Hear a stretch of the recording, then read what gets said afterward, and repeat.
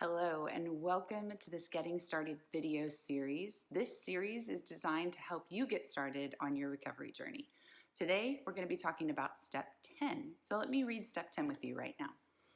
Continue to take personal inventory, and when we were wrong, promptly admitted it. This is where we enter into the maintenance part of our recovery.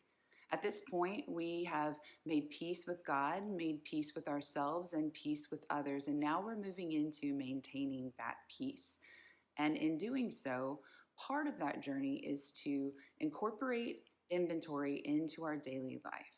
There are multiple ways we can do this. One of those is just to spot check inventory, where we're becoming more and more throughout the day alert and aware of the things that are happening, whether it's things that are happening in us or things that we're experiencing externally. We become more aware of our emotional responses, and we start to use those as indicators of something deeper going on inside of us, kind of like in your car. Whenever you get in your car, if one of the lights on the dashboard comes on, it's an indicator to you something's going on under the hood. Your feelings can be like that. They can be indicators. So if you start to feel anxious, if you start to feel angry, that's an indicator to you to check under the hood. What's going on and why am I feeling this way? Oftentimes, that is just what a spot check inventory helps you do. It helps you stop throughout the day and notice and pay attention to what's happening. And that allows you to take responsibility for your part in whatever is happening and to deal with it instead of avoiding it or using old character defects and coping mechanisms to try to move around it or manipulate it or control it.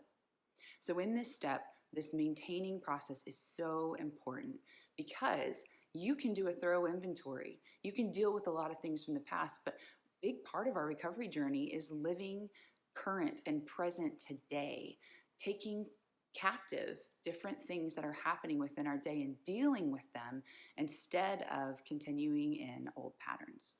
So inventorying moment by moment as a spot check inventory is powerful, but then there's also our daily inventory, which is usually done at the end of the day and is meant to kind of help you reflect back over your day and maybe catch anything that you didn't notice. This is also an opportunity to celebrate.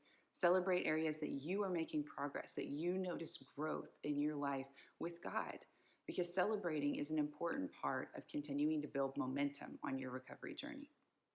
And then last, there's a periodic inventory that you can do periodically, sitting down and just kind of looking back over that past season or that past year and noticing things. Again, sometimes that's going to help you identify places where you're noticing character defects show up, you're noticing strain in certain relationships, and you're able to kind of inventory more specifically why that is.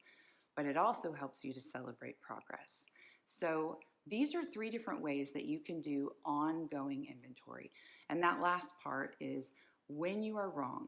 At the moment that you acknowledge you're wrong, acknowledge you've messed up, don't delay. Take that and be responsible for it. And as soon as you recognize it, admit it. And that will help you quickly turn from wherever you were headed and be able to turn back to walking closely with God and walking in restored relationship with yourself and with others. This step is necessary if we want to continue our recovery journey.